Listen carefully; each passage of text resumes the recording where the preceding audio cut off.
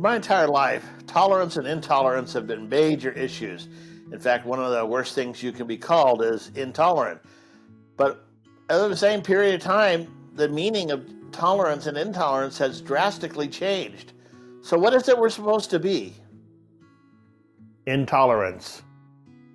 Welcome to Into the Desert, exploring the wilderness of ideas.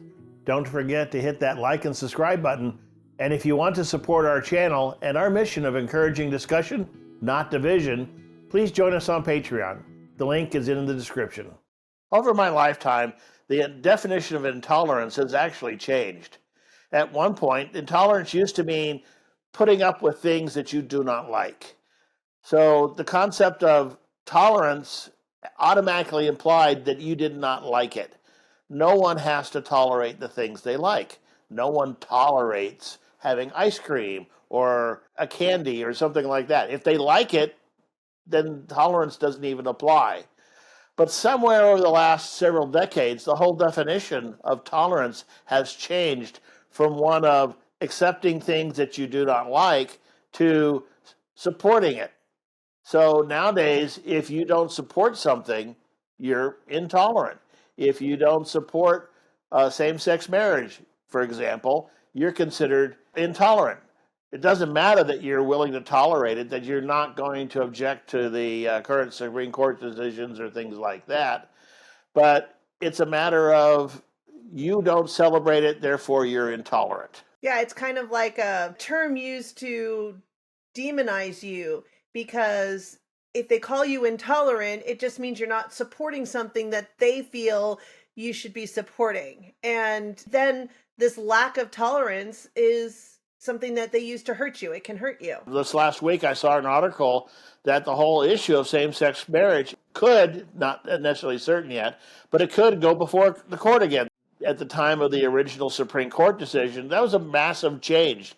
It was not legal up until that point, and then it suddenly became legal.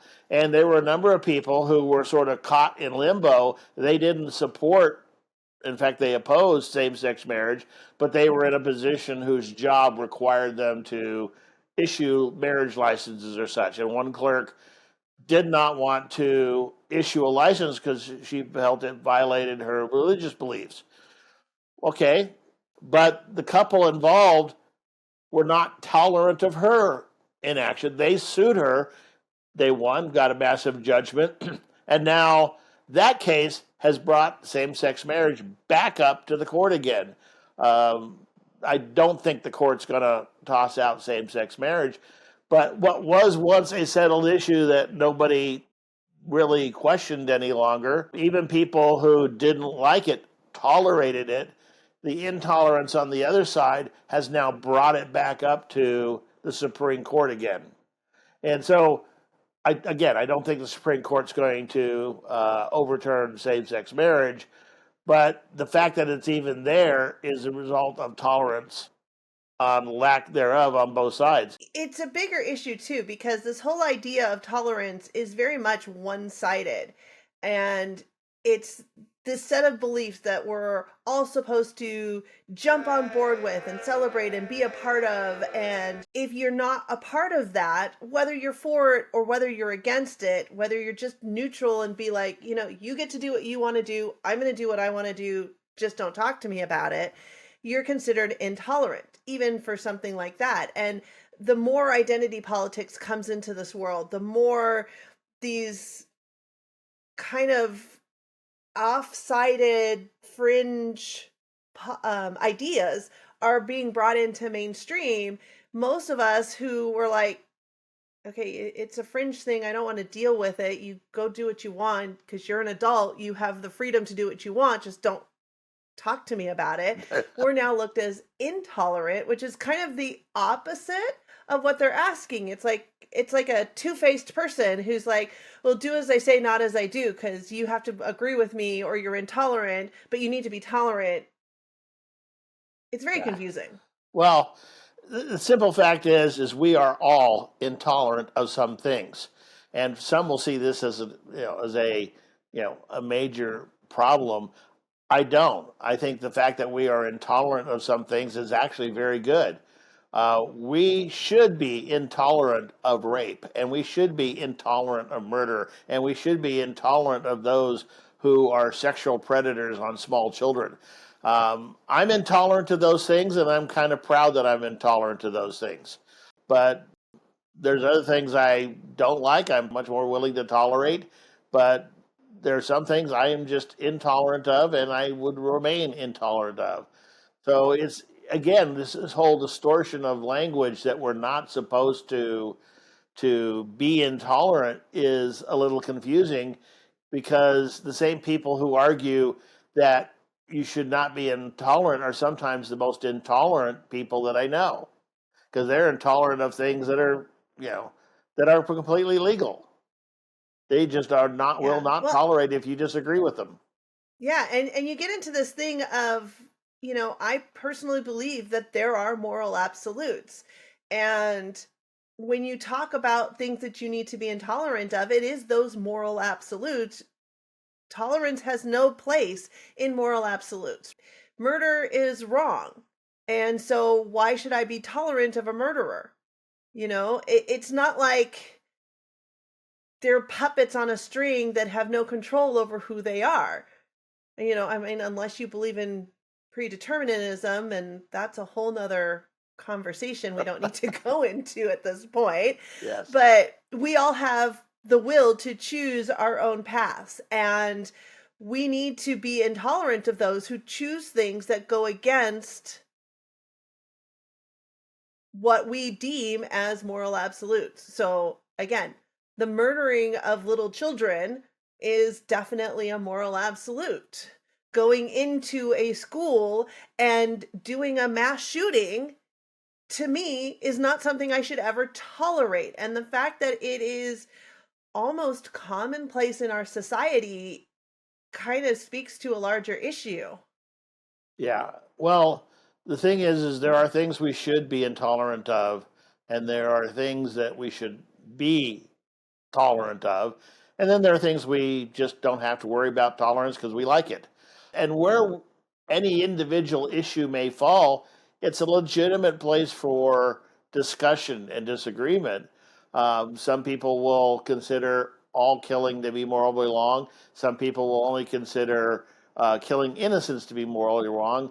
And then there's a whole issue of what do you do with war. So some of these issues get quite complex, but the bottom line is if you simplify them to just a tolerant, intolerant, you actually lose a lot of ability to discern and to think. And quite frankly, our democratic system requires a lot of tolerance. We have to get along with people we disagree with. That's the nature of a democratic system. If everybody agreed on everything, you wouldn't even need government, because what purpose would it serve? The whole purpose of government is to settle those differences. And you can do it with a monarchy of some sort, or a dictatorship where one person or a small group of people do it, or you can do it with various forms of democracy where people basically discuss, reach a consensus, and the consensus becomes the rules of society. And that is what an effective democracy is where people are talking, people are tolerant of those who disagree, and they're willing to talk out their differences and reach some sort of consensus on what the country, what the laws of the country should be. Yeah. And as long as we're using terms like you're intolerant as some sort of demonizing slur, we're never going to have those conversations. I mean, imagine you're sitting at home and you're watching TV with your family, and your daughter says she wants to watch K-pop Demon Hunters, and your son says he wants to watch Venom. And so now your daughter's calling your son intolerant, and your son's calling your daughter intolerant. Like, are you ever going to find something to watch on TV if that's the way you handle that conversation? No, maybe with those choices you You don't need want to to. be able to talk through. Usually I'll come in and say, we're watching none of those and we're going to watch something I agree with. Yeah. But that's why homes are a little bit of a dictatorship, not necessarily a democracy. Yeah. And this goes back all the way to the founding. It goes back to the Declaration of Independence. You find they wouldn't tolerate the king and some of his actions. So literally what they called the intolerable acts. And therefore they broke away. In part of the Declaration of Independence, they actually have a section in there right after the opening of the paragraphs where discusses when is it okay to break off with the home country and when is it not. It's not that you overthrow the government for the little things. You got to have enough of a justification to do it. But the founding principles of the country that they put in, those remain very valid. Well, Calvin Coolidge said the exact same thing 100 years ago at the 150th anniversary of the signing of the Declaration of Independence.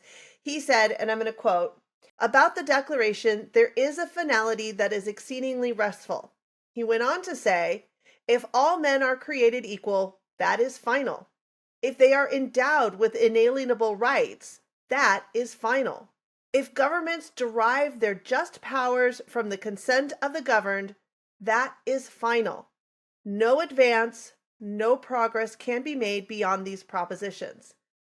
Yeah. I mean, basically, these are goals that we are to obtain. And the fact that we haven't obtained them Strive for. doesn't make them not goals that we need to keep. Doesn't make them things that we shouldn't continue to strive for. Just because you don't like where we are now doesn't mean the goal of where we're trying to go is a bad goal.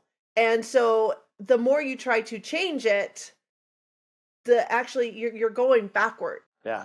In fact, he went on to say, if anyone wishes to deny their truth or their soundness, the only direction in which he can proceed historically is not forward, but backwards, towards the time when there was no equality, no rights of the individual, no rule of the people.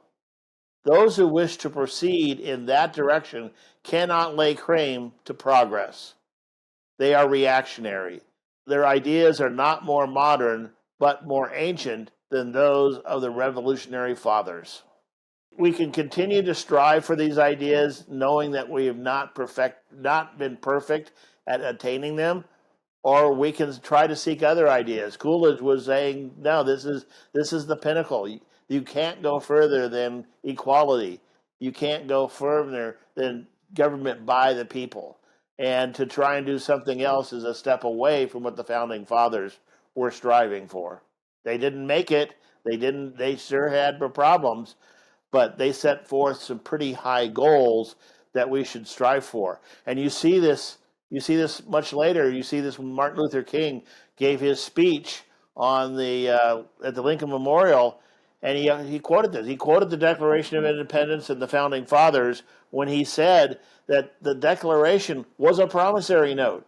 It had not yet been paid, but that he argued it should. And luckily, the country agreed with him, and we've made tremendous progress. So let us know what you think. Is tolerance a word that is useful? Should we all be striving to be more tolerant? Or do you agree that there are times to be intolerant, that it is okay to be intolerant? Should tolerance be something that is celebrated? Or is it something that we just put up with? Let us know what you think in the comments. We do read your comments and respond to many. If you made it this far in the video, please consider watching one of our other videos and supporting our channel on Patreon. Thank you for watching Into the Desert, exploring the wilderness of ideas.